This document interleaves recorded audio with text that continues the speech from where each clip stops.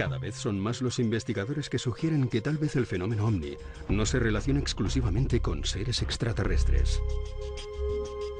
Yo creo que hoy en día es más fácil pensar y mucho más razonable que el fenómeno ovni no tiene tanto que ver con extraterrestres como con lo que ya está defendiendo la física teórica. Quizás uno de los abanderados sea el físico Michio Kaku, que defiende que más allá de nuestras 3-4 dimensiones, que son las que manejamos, hay más dimensiones y que en un momento determinado se pueden producir una serie de rupturas, de aperturas, de paradojas, en las que algo se abre y criaturas de otras dimensiones, de una forma u otra, se cuelan en nuestra realidad. Existen numerosas filmaciones en donde se ven objetos voladores no identificados que parece que se están materializando en nuestra dimensión. Es decir, parece más bien un fenómeno dimensional más que extraterrestre. Desde mi punto de vista, el fenómeno ovni tiene mucho más que ver con la existencia de inteligencias de otras dimensiones que están de algún modo contactando o interactuando con nosotros. O, ¿por qué no?, alguna clase de viajeros del futuro. Quizás una de las leyendas urbanas más bonitas y a la vez más creída por cientos, por miles de personas en todo el mundo sea la de los viajeros en el tiempo. Se ha barajado la posibilidad de que el fenómeno extraterrestre realmente seamos nosotros mismos, una futura humanidad que ha alcanzado los conocimientos suficientes para viajar a nuestro pasado. Existe un arquetipo dentro de los humanoides que se llegan a ver en el fenómeno ovni que es muy similar al de los seres humanos. Es prácticamente como si estuviésemos viendo viajeros del tiempo que estuviesen presentándose aquí o para estudiar cómo era nuestra historia, cómo era nuestra civilización o para cambiar algunas cosas de la historia. De hecho, las características de los seres que protagonizan la mayoría de los casos de abducción, seres de pequeño tamaño, con una cabeza enormemente desproporcionada respecto a su cuerpo, con unos ojos también enormes, una boca pequeña y un cuerpo que es prácticamente nada, ¿no? Probablemente en el futuro la constitución de los seres humanos tenderá a eso. Cada vez utilizaremos más nuestro cerebro y cada vez será menos necesario el uso de nuestro cuerpo físico, de nuestros brazos, de nuestras manos, porque cada vez hacemos menos ejercicio físico y lo que primará es el cerebro. Y hay quien dice que esos seres en realidad somos nosotros en el futuro.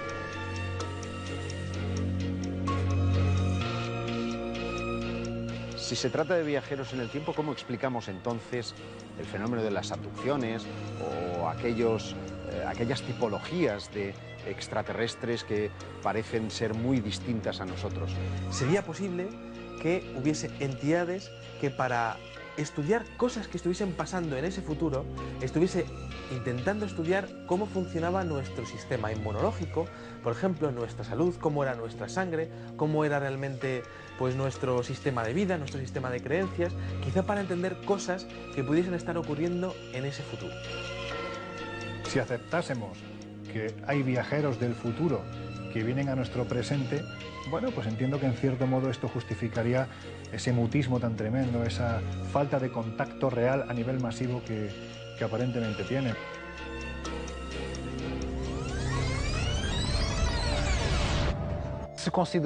Si consideramos la hipótesis de los observadores, conseguiremos comprender el problema de esto. Aparece, desaparece, vienen aquí a observarnos y ellos mismos huyen porque no quieren tener consecuencias para el futuro. Vienen aquí a observarnos, pero quieren tener la mínima influencia para no provocar alteraciones en el paso del tiempo. No interfieren, no intervienen para evitar alterar el transcurso de la historia. No solo en el presente, sino también en su propio futuro. Es decir, los visitantes del futuro tendrían prohibido contactar con los visitadores del presente para no comprometer su propio futuro. Indudablemente el fenómeno ovni se muestra hasta cierto punto, pero nunca existe, digamos, esa grandísima prueba definitiva. Es como si el fenómeno quisiera aparecerse solo en determinados momentos ante determinadas personas. Solo nos basta mirar hacia el sol y las estrellas para poder ver su pasado. La imagen que recibimos ha tardado en llegar desde unos minutos hasta cientos de años. Y si podemos ver luces del pasado, ¿podríamos viajar hacia él? Los científicos de la Universidad de Texas, con Frank Tipler a la cabeza, determinaron que sí era posible y desarrollaron un modelo matemático para poder hacerlo. El problema está en la cantidad de energía necesaria para poder llevar a cabo una experiencia de ese tipo. El viaje en el tiempo es absolutamente posible. De hecho, todos nosotros estamos viajando constantemente hacia el futuro. La gran pregunta no es el viaje al futuro. La gran pregunta es el viaje al pasado. Tal vez exista la posibilidad de que la pregunta en sí tal vez tenga que ser reformulada o vista desde otro prisma. Es decir, si lo que nosotros entendemos como tiempo existe como realidad o es simplemente el producto de nuestra percepción de aquello que nosotros llamamos realidad. Según la teoría de la relatividad, si yo estoy aquí y veo pasar un rayo de luz, yo sé que este ha sido emitido en un momento y en un momento inmediatamente posterior ha sido absorbido, pero para el observador del rayo de luz no ha pasado el tiempo entre ignición y absorción. O sea, que el tiempo es completamente relativo al observador. Desde el punto de vista de la física teórica, el viaje en el tiempo es posible. Otra cosa es que, desde el punto de vista práctico, tengamos la tecnología, el conocimiento adecuado y, sobre todo, que nosotros físicamente, como entidad biológica, podamos soportar un viaje de esas características. Recientemente, unos científicos eran capaces de trasladar una partícula a 3 metros de distancia de forma instantánea. Y lo mismo podrían hacer viajando en el tiempo. Lo que no sabemos es si un organismo complejo sería capaz de aguantarlo, pero sí al menos que ese traslado es posible. Un viaje en el tiempo con entes biológicos, con la tecnología de que disponemos hoy en día, claramente creo que no es posible. Ahora bien, la tecnología avanza continuamente. Y por tanto, aquella de la que dispongamos de aquí a 100 años probablemente vaya a ser muy diferente a la de hoy. Estoy convencido de que en un primer momento mandaremos a elementos microscópicos, ¿no?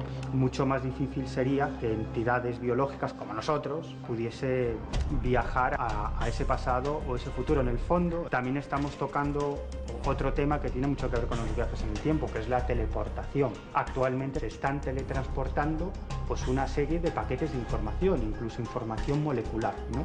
Pero esto es la primera puerta para la teleportación de elementos físicos. Y esto sería el primer paso para los consiguientes viajes en el tiempo. En 1895, H.G. Wells, con su obra La máquina del tiempo, inicia un fascinante debate acerca de la posibilidad de crear ese fabuloso ingenio. Estoy absolutamente convencido que dentro de 1 o 2 siglos, si no nos hemos autodestruido y el planeta ha saltado por los aires, existirá esa tecnología para realizar viajes en el tiempo. Todo depende de aquello que nosotros no conocemos, que es la estructura de nuestro espacio-tiempo. Si tomamos un observador que se desplaza relativamente hacia otro observador cualquiera, se produce un movimiento en el espacio-tiempo que va a tener una línea en el universo. Si estas líneas del universo son siempre abiertas, entonces no es posible volver al pasado. Si imaginamos ahora que en vez de ser abierta es cerrada, como una circunferencia, entonces imaginemos que yo tengo la circunferencia aquí. Este punto, relativo a este, ¿es el pasado o es el futuro? Si yo miro de aquí a aquí, es pasado. Pero si yo miro de aquí para allá, es futuro. Por eso todo depende de una estructura espacio-tiempo, y eso es algo que desconocemos. Para poder fabricar una máquina del tiempo y viajar en el tiempo, la receta no es muy complicada. Solo necesitamos agujero de gusano. Un agujero de gusano no es más que un tubo que conecta diferentes partes del espacio-tiempo, de esa superficie encima de la cual estamos nosotros, que son las 4 dimensiones espaciotemporales, y que sea un tubo estable y que uno de esos extremos lo podamos mover. Resulta que si movemos a altas velocidades, la relatividad especial nos dice que el tiempo en el extremo que viaja muy rápido se ralentiza. Por lo tanto, si mandamos un extremo a hacer un viaje y luego volver, resulta que los relojes de un extremo marcarán pues que han pasado 10 horas, mientras que nuestros relojes han pasado 10 años. Por lo tanto, a través de ese túnel podremos viajar ese lapso de tiempo. Es decir, desde un extremo estaremos, pues imaginemos, en el año 2100 y en el otro estaremos en el año 2110. Podremos viajar de un punto al otro. La cuestión es ser capaces de fabricar eso. Parece claro que si nuestros visitantes fueran seres de otros mundos, no sería difícil imaginar unas cuantas razones que justificasen su largo viaje. Pero, ¿qué interés tendrían unos seres procedentes del futuro? Caben 2 posibilidades. Una, que vengan a alterar pequeñas cosas para preservar su medio ambiente en el tiempo del que ellos viajan, o que incluso puedan venir a advertirnos de ciertas políticas o acciones que el hombre está llevando a cabo para que no les afecte en un futuro más o menos lejano. Esos viajeros del futuro podrían estar viajando por intereses tanto científicos como atmosféricos, genéticos y también a nivel emocional. Yo te diría que la curiosidad, que es lo que ha movido a los humanos durante toda la historia. El saber qué ocurrió en el lugar del que nosotros venimos. Es decir, algo así como si te preguntara, ¿te gustaría viajar a la época en la que Colón decidió descubrir América o en la que murió Jesucristo? Pues eso, es decir, la curiosidad, el saber más, simplemente eso. Creo que si tuviéramos ahora esa capacidad científica inimaginable con nuestra capacidad actual para viajar desde el futuro hasta nuestros días, seguro que sería muy gratificante y no sería incomprensible descartar hacer ese viaje desde un punto de vista lúdico o desde un punto de vista turístico o científico. Sería tal vez interesante, en esa exclusión, desde el punto de vista turístico o científico, analizar desde la perspectiva del futuro la situación de nuestro presente, para que nuestros descendientes verificaran con sus propios ojos la vida de sus antepasados, sus limitaciones, sus dudas, sus temores y sus miedos. Cabe la posibilidad de que en un futuro la civilización humana se encuentre en aprietos y se vea abocada a viajar al pasado para hacer los ajustes y transformaciones que afecten a la viabilidad de su civilización. Incluso la transmisión de informaciones de prevención que puedan venir del futuro para que nosotros podamos evitar cometer errores, ver potencialmente en el tiempo, provocará una especie de pronunciamiento en nuestro comportamiento presente y por ello nuestros descendientes o variantes humanos del futuro que eventualmente vengan tendrán capacidad para vigilar paso a paso nuestros comportamientos y poder evitar posibles errores que les afecten a ellos mismos en el futuro. Todo en la naturaleza obedece a unas determinadas leyes que rigen su funcionamiento. Quizás desconozcamos reglas fundamentales que hacen posible los viajes en el tiempo y que nuestros descendientes o seres de mundos más evolucionados pueden controlar. Hay físicos que sostenían, por ejemplo Einstein, que decía que había una especie como de protección de Dios para que no pudiéramos viajar al pasado y alterarlo. Sin embargo, actualmente esto no parece tan claro. Existe un problema para viajar al pasado. ¿A qué pasado viajaríamos? Porque en realidad nos moveríamos por líneas de tiempo y probablemente si pudiéramos ser capaces de viajar al pasado acabaríamos en uno de esos pasados posibles, que probablemente sería un pasado bastante diferente al que nos esperamos encontrar por lo que sabemos de los libros de historia. Y una vez que esos viajeros decidan regresar al momento actual desde ese pasado, tampoco regresarían al momento actual, regresarían a uno de los momentos actuales posibles moviéndose a través de líneas de tiempo. Es decir, que esos viajeros del pasado quizás cuando llegasen aquí se encontrarían con que su mujer no es su mujer, o que su casa no es su casa, o que trabajan en otro lugar, ¿no? Por eso esa es la paradoja y la problemática desde el punto de vista de la física teórica de los viajes en el tiempo.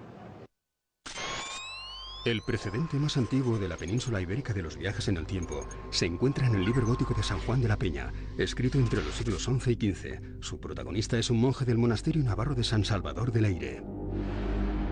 Este hombre estaba obsesionado con la inmortalidad, con la eternidad. Y un buen día él va a hacer su paseo rutinario alrededor del cenobio, se acerca a una fuente de agua, que es donde él pues tenía como su lugar mágico para descansar, para reposar, y la leyenda cuenta que escuchando el trino de un pájaro, él se queda traspuesto, se queda dormido. De tal manera que lo que él pensaba que habían sido unos breves minutos, cuando vuelve a la realidad, cuando vuelve a nuestro espacio-tiempo y regresa a su antiguo monasterio, se da cuenta de que no ha pasado un día, ni una semana, ni un año, sino que han pasado 300 años. ¿Qué explicación tenemos para este misterioso suceso? Pues solamente cabe el salto temporal, porque en la mentalidad de un monje del siglo X, que no ha visto películas de ciencia ficción, que no sabe nada de viajes en el tiempo, ¿cómo pudo imaginar que tal circunstancia podía ocurrir? Es literalmente imposible. Todo esto es lo que nos hace pensar que nos encontramos ante el primer caso documentado a nivel legendario de alguien que traspasó las barreras del tiempo y del espacio. Hay otros precedentes de escamoteos temporales, como el que protagonizó un soldado español en Manila, Filipinas, en octubre de 1593, cuando se vio súbitamente teletransportado a la Plaza Mayor de México, dando el alto con su arcabuz y con su uniforme a las personas que estaban allí. Esto motivó que se le abriera un proceso inquisitorial en el que él daría un dato que comprobaría la certeza de su aventura, y es la decapitación del virrey de España en Manila, que en este caso se tuvo noticias 3 semanas más tarde, que es el tiempo que se tardaba en recorrer un barco las 8.000 millas náuticas de distancia. ¿Cómo pudo saber ese soldado ese acontecimiento en el caso de que no hubiera sido teletransportado en el tiempo?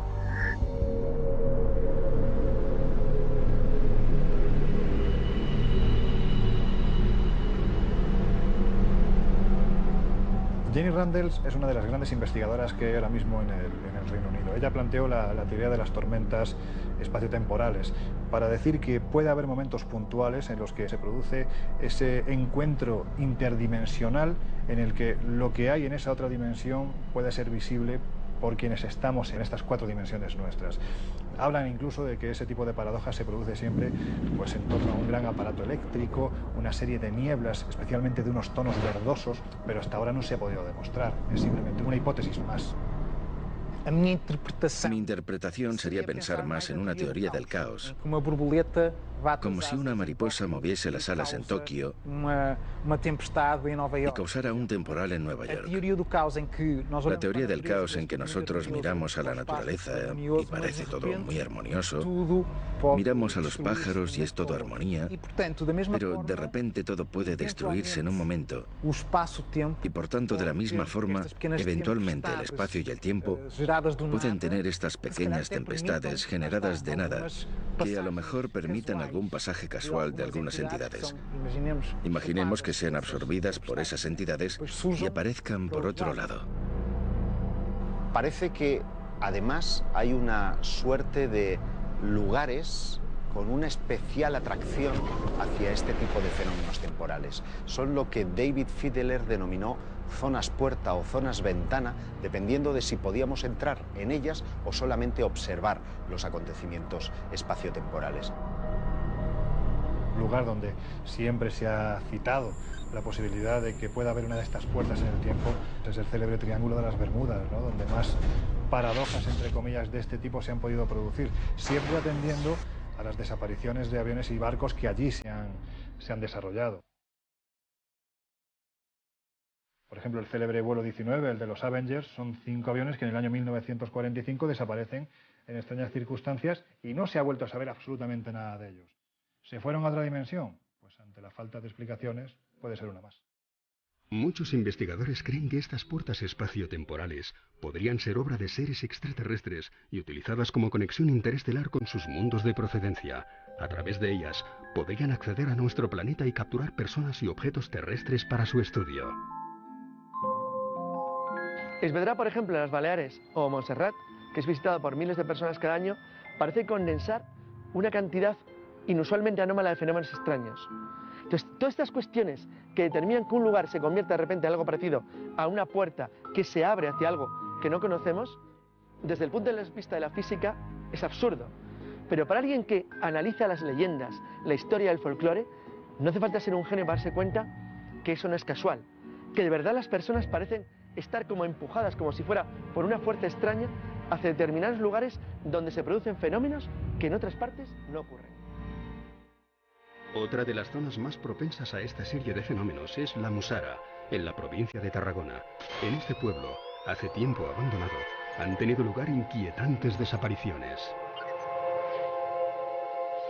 Enrique Martínez Ortiz, un hombre que fue a buscar setas a esta zona de montaña de Tarragona, y en un momento determinado, cuando iba hablando con su compañero, que iba justo delante de él, literalmente se evaporó. No se ha vuelto a saber nada de él, se fue con lo puesto, que era un chándal, dejó la documentación, dinero, las llaves del coche dentro del propio vehículo, y como os digo, no se ha vuelto a saber absolutamente nada de él. Muchos de estas desapariciones han acontecido poco después de haber tenido lugar en esas mismas zonas avistamientos de no identificados. También tenemos quizás otra de las historias más llamativas que se produjeron en este lugar, es la protagonizada por Carlos Estaller, que circulaba por esta zona de alta montaña y en un momento determinado entró en una especie de estado de somnolencia.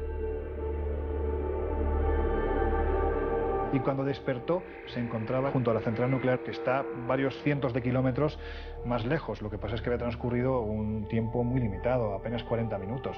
40 minutos no es suficiente para recorrer este territorio.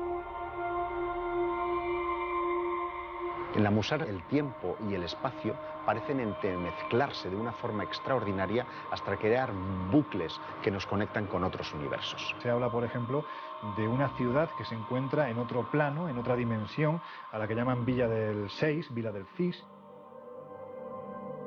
La cuestión es que hay una masía justo a la entrada de este despoblado, junto a la cual hay una piedra. Si tú saltas la piedra, lo que dice la tradición es que vas a parar a Villa del Cis. Yo no sé hasta qué punto esta leyenda tiene visos de realidad, pero lo que sí es cierto es que el elevado número de desapariciones que se han producido allí, por lo menos da que pensar.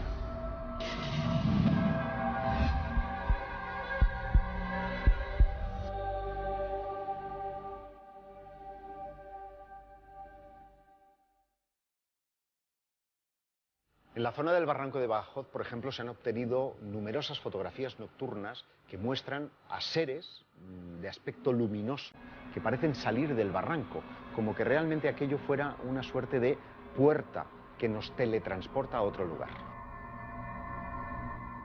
Tenemos casos en el que el testigo o la testigo advierte que cuando va caminando por este lugar verdaderamente enigmático y cargado de sucesos extraños, refleja que en un momento determinado ha perdido la noción del espacio, del tiempo, y que cuando ha vuelto a cobrar la conciencia se encontraba en otro lugar. Estaríamos hablando de una ciudad etérea en la que habitan unas criaturas, unos seres que denominan los seres de blanco y que han sido vistos por múltiples testigos, además de los más diversos estratos sociales. Cuando coinciden en los puntos y en las comas gente que jamás se ha visto, pero que han vivido una experiencia similar, la verdad es que te lleva a pensar que algo ocurre en este lugar. Es posible que las hipótesis de los visitantes de otro tiempo y de otros mundos a través de puertas interestelares ya no nos parezca tan remota. Pero llegados a este punto, se nos abre una nueva posibilidad aún más fascinante, y es que el lugar o el tiempo de donde proceden no estuviera en nuestro universo. Parece que efectivamente la hipótesis de que hayan universos paralelos al nuestro que están conviviendo en este mismo espacio es perfectamente plausible. De hecho, la física cuántica está hoy en día trabajando en esa posibilidad, la de que bajo diversas circunstancias esos universos establecerían una suerte de agujero de gusano que comunicaría eventualmente ese paso entre universos. Lo que dice aquí la mecánica cuántica es que si un sistema físico puede tener diferentes futuros, resulta que tiene una probabilidad de que ocurra cada uno de ellos. Y el que ocurra uno o ocurra otro simplemente depende del azar. Y esto pues da lugar, obviamente, a mucha ciencia ficción, pero también da lugar a pensar que podría haber infinitos universos donde en cada universo estemos nosotros con diferentes historias, diferentes futuros, dependiendo de cada una de las decisiones que hayamos tomado a lo largo de nuestra historia. Es decir, que si tenemos que tomar la decisión A o la B, en un universo tomamos la A, en el otro tomamos la B y tenemos vidas diferentes, paralelas diferentes.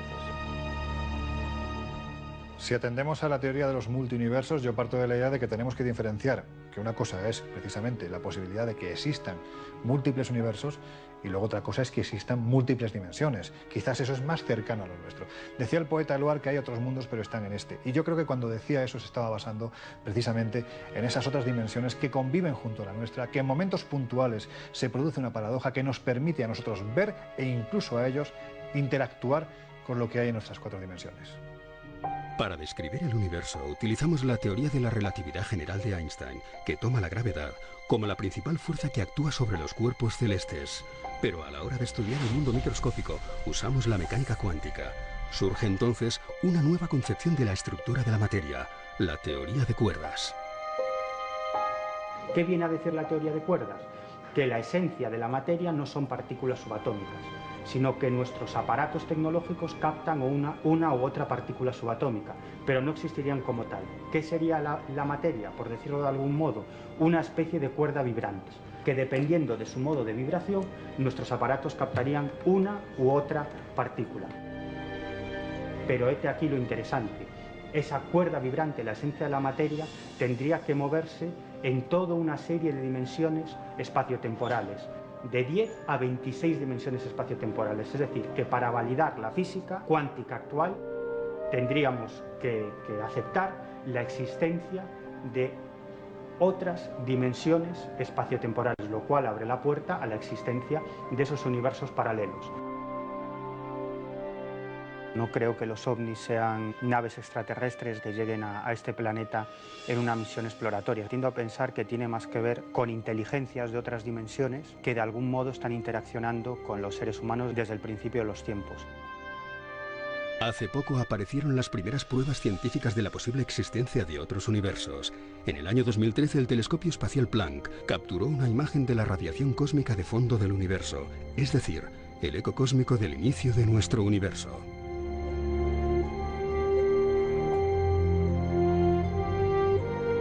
Los científicos, al observar este mapa, descubrieron que había una serie de anomalías de ese eco cósmico. La conclusión: había algo, un universo o varios universos paralelos, cuya gravedad ejercía un tirón sobre ese eco cósmico.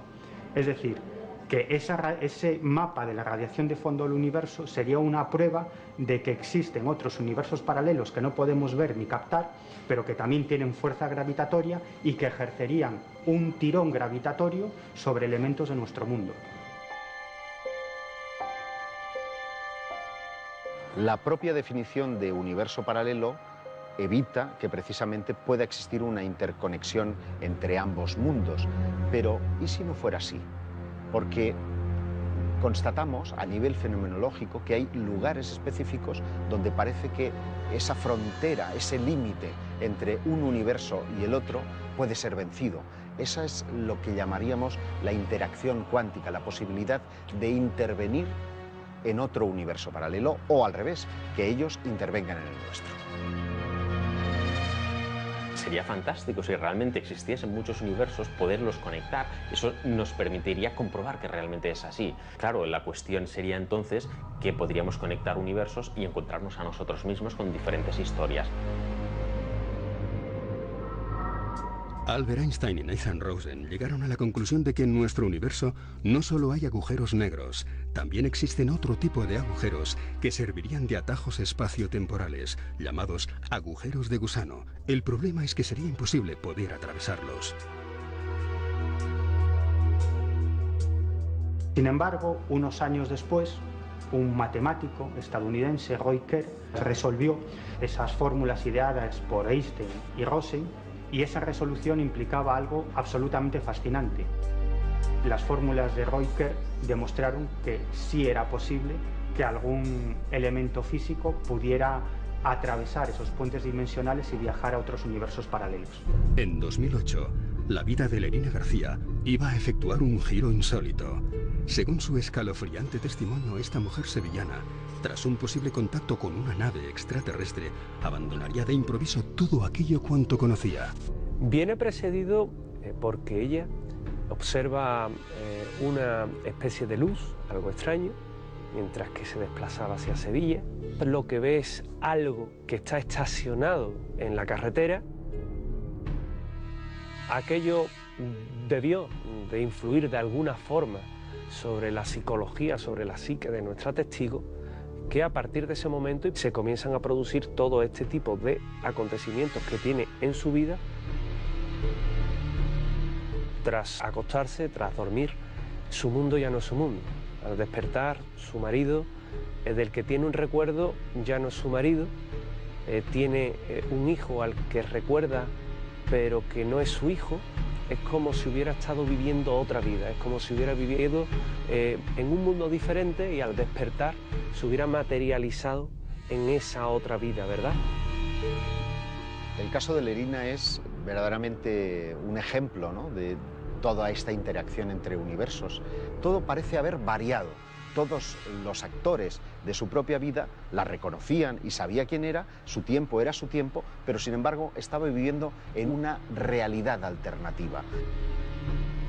Cuando se habla con ella, hoy día sigue sin estar convencida de que su vida actual sea la que realmente tiene. Es un fenómeno, es un suceso absolutamente inexplicable y asombroso. A tenor de todos estos casos, cabe plantearse si lo que denominamos fenómeno ovni podría tener alguna relación con esta suerte de universo paralelo, porque parece que el tiempo es un factor determinante dentro de la fenomenología de los platillos volantes. Esa interacción entre dimensiones, cuando se produce esa ruptura, esa apertura, por decirlo de alguna forma, pues te explicaría posiblemente muchos fenómenos que asociamos a la fantasmogénesis, a la espectrogénesis, al propio fenómeno ovni, al fenómeno extraterrestre.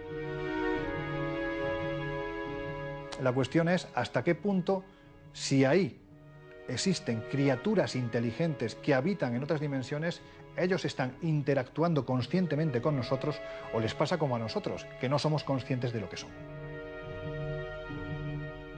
Stephen Hawking defiende una realidad absolutamente fantástica, la existencia de infinitos universos paralelos conectados por infinitos agujeros de gusano. Desde el punto de vista de la física, no hay nada que impida que alguna clase de inteligencia o artilugio pueda cruzar esos puentes dimensionales entre universos paralelos. Por eso tiendo a pensar que el fenómeno ovni quizás tenga más que ver con esas inteligencias de universos paralelos que de algún modo tienen la capacidad de llegar a nuestro mundo e interactuar con nosotros. En los últimos años han aparecido diversas publicaciones que describen avances en el gran desafío por conseguir los ansiados viajes en el tiempo. ¿Podrá alguna vez la ciencia humana fabricar la visionaria máquina de H.G. Wells? Obviamente hay muchas teorías que todavía están por verificar y por descartar, porque hay muchas que son compatibles con todo lo que conocemos, pero que dan un paso más allá y cada uno en una dirección. El acelerador de partículas nos permitirá descartar unas de otras. Por ejemplo, hay quien pretende fabricar mini agujeros negros en ese acelerador de partículas. Si se fabrican, pues resulta que habrá algunas teorías que tendrán un buen respaldarazo y otras que no, y si no se encuentra, pues bueno, quedará un poquito menos claro. Se ha comentado más de una vez que la física cuántica es la puerta que nos va a abrir a la explicación de muchísimos fenómenos que ahora consideramos paranormales, desde la telepatía a la clarividencia. Evidentemente, si somos capaces de controlar la materia subatómica, somos capaces de controlar muchísimas cosas, hasta el punto de hacer realidad algo que decían los antepasados, incluso que decían los grimorios, de poder hacernos invisibles. Me llamó la atención un artículo relativamente reciente y alguna idea de Stephen Hawking para buscar viajeros por el tiempo. Resulta que Stephen Hawking montó una fiesta en su casa para viajeros por el tiempo, pero para demostrar que solo iban viajeros por el tiempo envió la invitación después de haber celebrado la fiesta y nadie se presentó a su fiesta. Obviamente, claro, parece muy fácil, pero lo hizo, y con lo cual pudo descartar que haya o que él no haya sido capaz de encontrar viajeros por el tiempo. En los años 50, el sacerdote benedictino Marcello Ernetti causó un gran revuelo al afirmar que poseía un artilugio que podía captar imágenes del pasado. El cronovisor del padre Ernetti daba la sensación de que por fin, alguien había hecho el invento del siglo, ¿no? Que era poder trasladarse ni más ni menos que al pasado, incluso pues, para rememorar los momentos de la pasión y muerte de Jesucristo.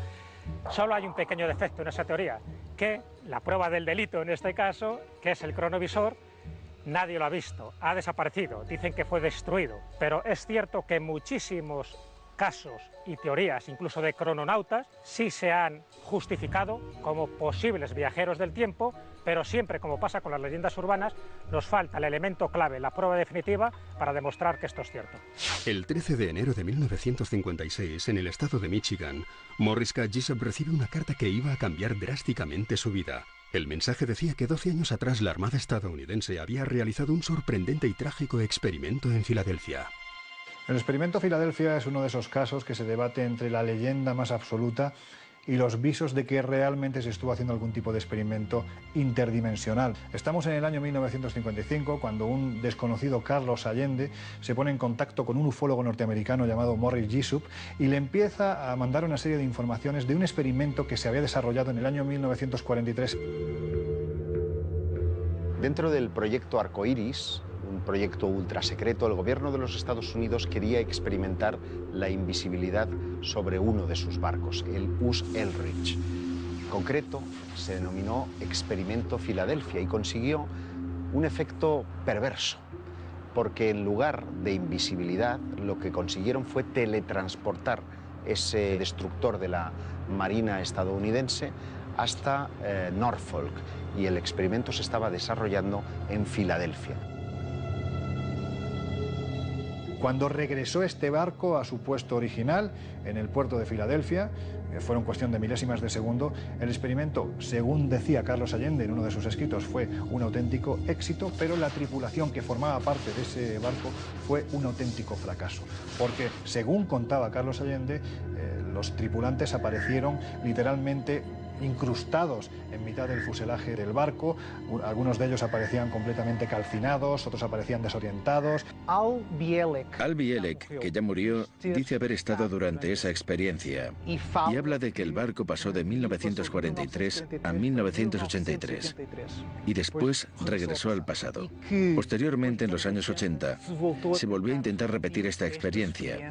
Cuando él habla de que regresa al pasado, al año 43, lo hace con la misión de terminar la experiencia, porque de hecho la experiencia inicial fue nefasta. ¿Qué hay detrás de la certeza de que este experimento se llevó a cabo? Bueno, hay una serie de informes verdaderamente interesantes basados en los estudios que hizo uno de los grandes genios del siglo XX llamado Nikola Tesla. Cuando Nikola Tesla muere, muy poquito antes de que terminara la Segunda Guerra Mundial, sus archivos fueron confiscados por el FBI y se supone que el experimento Filadelfia fue causa y efecto de los documentos que manejaba Nikola Tesla, pero al no estar la persona que había ideado ese experimento, no se llevó a efectos correctos y pasó lo que pasó. Por lo tanto, quizás si el experimento Filadelfia fue real, el que lo propició fue Nikola Tesla. Lo que cabe preguntarse es si después de este experimento la Marina siguió llevando a cabo cuestiones parecidas y, en consecuencia, hasta dónde han podido avanzar dentro de los experimentos de teletransporte o de invisibilidad. No lo sabemos. Sí sabemos que han habido líneas de investigación relacionadas directamente con la teletransportación de partículas y que hoy día, en pleno siglo XXI, el teletransporte figura como uno de los objetivos que la ciencia se marca para un futuro inmediato. Seres de otros planetas, de otros universos o viajeros del tiempo.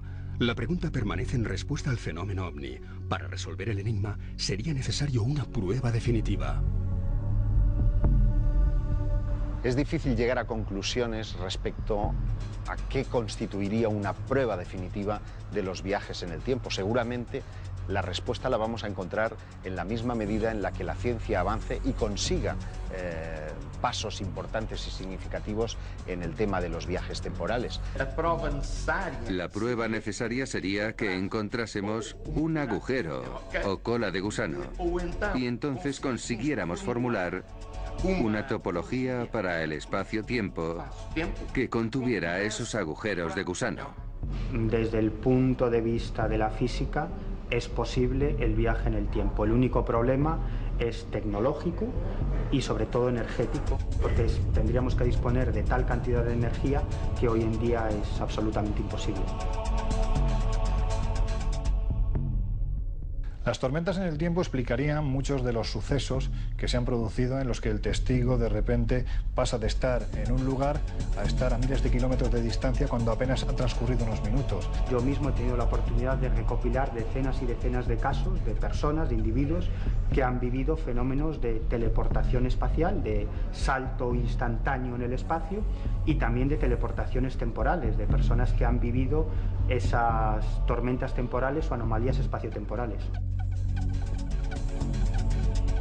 Incidentes como el experimento Filadelfia o leyendas como la del monje de Leyre ponen sobre la mesa la posibilidad de los viajes temporales. Y lo que es más inquietante, y es que tarde o temprano tendremos el reconocimiento oficial por parte de la ciencia y los gobiernos de que tales viajes son posibles y que tal vez esto que denominamos OVNI tenga una relación directa, única y exclusivamente con el ser humano.